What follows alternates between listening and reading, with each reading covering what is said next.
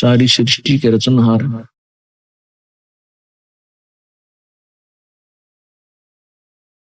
पूर्ण परमात्मा, पूर्ण ब्रह्म, कष्ट निवारक, संकट मोचन, अंगहारी, पाप नाशक, वो कबीर देव हैं, वो कबीर प्रभु है। ये वही परमेश्वर है जो बनारस में, काशी में 120 वर्ष तक एक जुलाहे की भूमिका करके अपने यथार्थ ज्ञान का, अपने विषय में वास्तविक जानकारी का प्रचार वो स्वयं कर गए। पुण्यात्माओं, आप सभी काल के जाल में फंसे हुए हो और इस काल भगवान ने आपको बिल्कुल ज्ञानहीन बना दिया है। इस काल भगवान ने अपने को केवल यहीं तक सीमित कर दिया है कि संतान उत्पत्ति कीजिए, उसके बाद इनकी परवरिश करो, फिर इनका विवाह कर दो और फिर आप बेशक मर जाओ। पुण्यात्माओं, संतान उत्पत्ति, इनकी परवरिश, विवाह शादी, जो भी फिर इन बच्चों के निमित्त इनके भाग्य में, उनके जीवन में जो कुछ भी घटना घटनी है वो पूर्व निर्धारित है। और हम सभी भी अपने प्रारब्ध को ही पूरा करने के लिए यहाँ आए हुए हैं। प्रारब्ध वो जीवन है, एक मानव जीवन या एक प्राणी जीवन है जिसमें पूर्व जन्म के संस्कारों का ही आपको भोग प्राप्त होता है। उसको आप भक्ति ना करोगे तो भी भोग रहे हैं और भक्ति करोगे तो भी आप उस प्रारब्ध को तो भोग ही रहे हो। जो आपके प्रारब्ध में है वो तो आपको मिलेगा ही मिलेगा।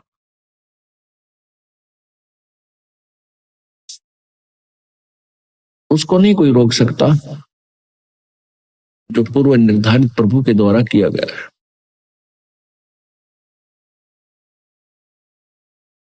इसके साथ साथ हम परमात्मा की भक्ति साधना शुभ कर्म नहीं करते, ये हमारी भूल है। आज कोई दुखी है तो अपने पुण्य से, अपने पाप से, कोई सुखी है तो अपने पुण्य से। ये पुण्य और पाप कब हुए थे? पूर्व जन्म में, पूर्व जन्मों में, पहले के जन्मों में, जब आप कभी मनुष्य जीवन में थे। तो उन पुण्य और पापों का आपको अब भोग प्राप्त है। जिसके पुण्य अधिक हैं उसी रेशों में, उसी अनुपात में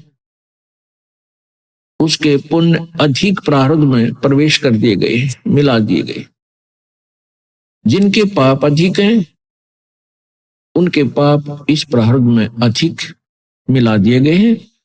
आपके बहुत से पुण्य ऐसे हैं जो संचित हैं। संचित वो कर्म है जो जन्म जन्मांतर में आपने किए और वो इकट्ठे हुए आपके अकाउंट में बैलेंस है, शेष है। तो यहाँ दोनों ही कर्म भोगने पड़ते हैं। जब तक हम पूर्ण परमात्मा की सत्साधना परम संत से लेकर नहीं करते तो पुण्य भी भोगने पड़ते हैं और पाप भी भोगने पड़ते हैं। और ये काल भगवान आपके प्रारब्ध को कैसे रचता है?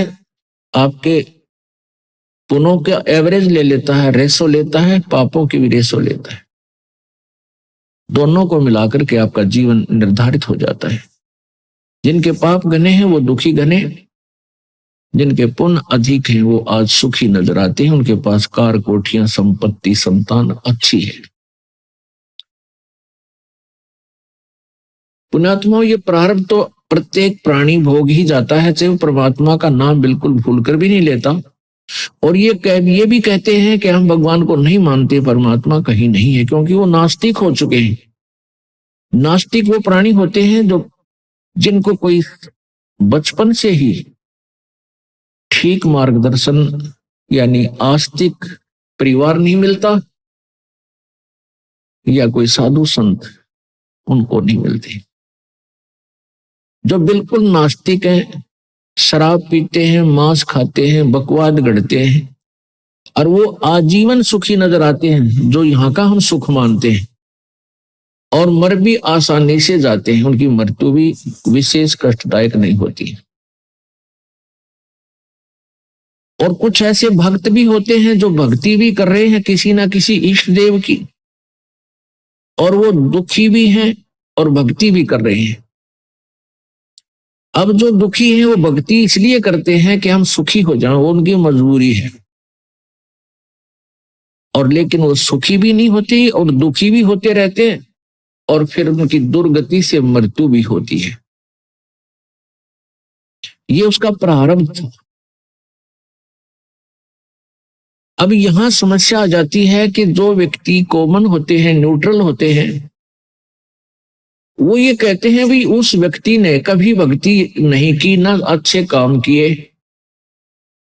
और सारी उम्र ठाठ करे, बढ़िया उसकी संपत्ति संतान थी, खूब बरकत हुई इसके घर में, और मर भी आसानी से गया, उसको कोई जो ना परेशानी नहीं उठानी पड़ी, ना कहीं बड़ा सा कोई ज्यादा बीमार हुआ। और एक हम देखते हैं ये भक्त सारी उम्र इसने भक्ति भी की, मंदिरों में गया, मस्जिदों में गया, वहां धामों पर चक्कर लगाए, भक्ति भी करता रहा, गीता जी का पाठ करता था, और इसको कोई बरकत नहीं हुई, दूने दुख हुए। तो इससे जो न्यूट्रल व्यक्ति होते हैं वो बट नेचुरल नास्तिक हो जाते हैं। वो ये सोचते हैं बताइए भक्ति करा करता इसने करी कोई ना, ये ठाट से रहा, इसकी दुर्गति हो रही, तो क्या दे रहा इस भक्ति में, क्या रखा इस भक्ति में। तो पुण्यात्मा ये तो है कॉमन सोच, अपनी साधारण व्यक्ति की, अपने लेवल की, अपने स्तर का ज्ञान है, ये लोक वेद है। इन सभी धारणाओं को सेट करने के लिए, सभी धारणाओं को सुचारू करने के लिए भी कौन से काम करने चाहिए, कौन से ना करने चाहिए, और वो जो व्यक्ति सुखी रहा सारा जीवन ठाठ किए, वो उसमें क्या राज था, और जिसने भक्ति भी की दुर्गति रही उसमें क्या राज था, इसका निर्णय संत देते हैं, सतगुरु के विचार देते हैं, परमात्मा के सदग्रंथ देते हैं, परमात्मा का विधान बताएगा, तो उसको हमने मानना चाहिए, उस पर आरूढ़ हो जाना चाहिए। फिर हम अपनी दंत कथाओं को आगे नहीं लाना चाहिए, उसमें वो आगे नहीं अड़ानी चाहिए।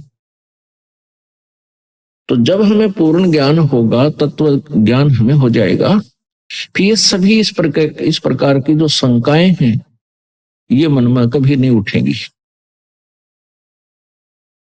तो पुण्यात्माओं, प्रारब्ध तो प्रत्येक प्राणी अपना भोग ही रहा है और भोगता रहेगा। इसके साथ साथ हमने एक अति आवश्यक कार्य और करना चाहिए था, जिसको हम नहीं कर पाए, कारण कुछ भी रहा। वो अति आवश्यक कार्य है परमात्मा परमेश्वर पूर्ण ब्रह्म की भक्ति, शास्त्र अनुकूल परम संत से लेकर की गुरु धारण बना करके, यानी पूर्ण संत, इन नकली संतों से, अधूरे जो कथित संत हैं, इनसे उपदेश लेने मात्र से भी लाभ कभी नहीं होगा। अब जैसे वो व्यक्ति भक्ति भी करता था दूसरा, और एक नहीं करता था, एक वो सुखी भी रहा, दूसरा भक्ति करते करते भी दुखी रहा, तो प्रथम तो उसके प्रारब्ध था, उसके दुख थे, उसमें पाप गणे कर रखे थे किसी जन्म में, वो उसने भोगे। और दूसरा, उस व्यक्ति के पास शास्त्र अनुकूल साधना नहीं थी, पूर्ण परमात्मा की नहीं थी। जब तक आप पूर्ण परमात्मा, पूर्ण ब्रह्म, सत्य पुरुष कबीर देव की, कबीर परमात्मा की भक्ति नहीं करोगे परम संत लेकर यथार्थ मंत्रों से, तब तक आप अपना प्रारब्ध तो भोगते रहोगे, जैसा किया वैसा कर्म भी भोगोगे। अन्य किसी भी देव की, किसी भी भगवान की आप जी पूजा करते हो, उससे आपके, ठीक है, पुण्य और भक्ति कर्म जो उस स्तर के हैं वो तो इंक्रीज हो जाएंगे, वो पुण्य तो बढ़ जाएंगे, लेकिन आपके गुड अकाउंट में लिख दिए भी जाएंगे। लेकिन आपके प्रारब्ध के कष्टों में, संकटों में कोई परिवर्तन नहीं कर सकते, नहीं हो सकता, क्योंकि वो प्रभु जिनकी आप साधना करते हो वो अंगहारी नहीं है, वो पापों के शत्रु नहीं है, वो बंदी छोड़ नहीं है, वो बमबारी नहीं है। इसलिए हमने उस परम पिता परमात्मा पूर्ण ब्रह्म की वो सत्य भक्ति करनी पड़ेगी, जिससे हमारे पाप भी नाश हो, प्रारब्ध में हमारे जो कष्ट लिखे हुए हैं उनको भी परमात्मा नाश करे।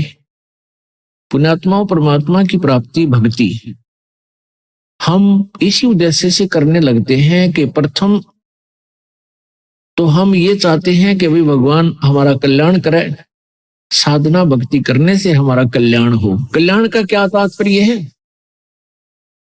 कल्याण का अर्थ है कि हमें हर प्रत्येक,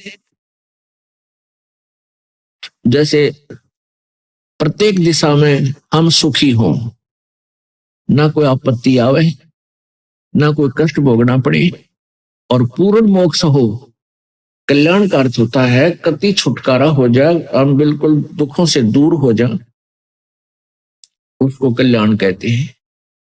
अब कति छुटकारा क्या हो? कोई पाप, कोई दुख ना हो, और दुख तब तक बना रहेगा जब तक आपका जन्म मृत्यु है, क्योंकि यहां जब आपका प्रारब्ध बनकर आओगे तो पुण्य और पाप दोनों होंगे। उन पुण्य और पापों के साथ साथ आपको अन्य भी आपदाएं, प्राकृतिक आपदाओं का भी सामना करना पड़ता है। यहाँ अन्य प्राणी जो हिंसक प्राणी है वो भी आपको बाधा करते हैं, और दुष्ट प्रकार के व्यक्ति भी जो मनुष्य शरीर में आए हुए हो, नीच प्राणी, वो भी आपको तंग करने में कसर नहीं छोड़ते हैं। तो जब तक आप यहां आते रहोगे, जन्मते मरते रहोगे, आप सुखी नहीं हो सकते। गीता जी अध्याय नंबर 18 के श्लोक नंबर 62 में कहा कि अर्जुन, तू सर्व भाव से उस परमेश्वर की शरण में जा जिसकी कृपा से तू परम शांति और शाश्वत स्थान अर्थात सनातन परम धाम को, यानी सत्य लोक को प्राप्त होगा। वहां जाने के बाद फिर कभी जन्म मृत्यु नहीं होगी। वहां जाने के बाद प्राणी कभी लौटकर संसार में नहीं आते। 15वें अध्याय के 4थे श्लोक में स्पष्ट किया है। और इन तीन प्रभुओं के विषय में गीता जी अध्याय नंबर 15 के 16 और 17 श्लोक में स्पष्ट किया है। एक अक्षर पुरुष, एक अक्षर पुरुष, यानी एक ब्रह्म, एक पर ब्रह्म, और ये दोनों ही नाशवान हैं। इनके लोगों के, प्राणियों का भी सतुल शरीर नाशवान ही है, और जीवात्मा सबकी वो तो अमर है ही, गधे की भी है, कुत्ते की भी है। फिर 17वें श्लोक में 15वें अध्याय के गीता जी में कहा है कि उत्तम पुरुष है, पुरुष माने प्रभु, उत्तम पुरुष है तो अन्य परमात्मा इति उदाहरते हैं। और ये लोग तरनम आदि से विभर्ती अवय ईश्वर है, कति स्पष्ट कर दिया है कि जो उत्तम पुरुष, पुरुष माने प्रभु, उत्तम माने श्रेष्ठ, यानी सही भगवान, तो इन ऊपरलों से और ही ऊपर वर्णित 16वें श्लोक में वर्णित भगवानों, अक्षर पुरुष, क्षर पुरुष और अक्षर पुरुष से कोई और ही है, और वही परमात्मा इति उदाहरते, उसको भगवान कहा जाता है। और वही लोक तरनम आविश्य विभर्ती, तीनों लोकों में प्रवेश करके सबका धारण पोषण करता है। वो अवय ईश्वर है। अवय माने अविनाशी, वो वास्तव में अविनाशी परमात्मा है।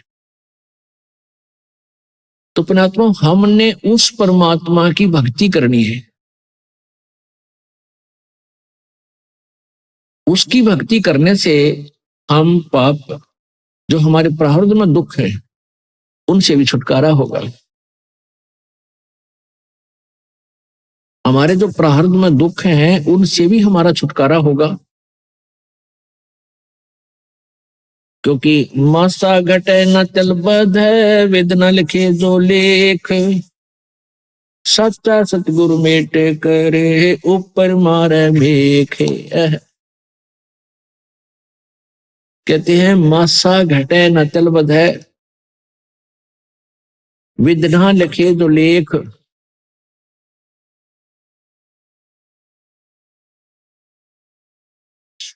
और सच्चा सतगुरु मेट के ऊपर मारते मेघ। आपके प्रारब्ध में जो भी लिख दिया गया है, आपका जो मनुष्य जीवन आपको प्राप्त है, इसमें जो कुछ भी लिखा गया है इसमें कोई परिवर्तन नहीं हो सकता। मासा घटे न चल बधै वेद न लिखे जो लेख, जो परमात्मा ने आपके भाग्य में लिख दिया उसमें कोई परिवर्तन नहीं हो सकता। कब तक? जब तक आप पूर्ण परमात्मा की भक्ति नहीं करोगे, परम संत की खोज नहीं करोगे, तब तक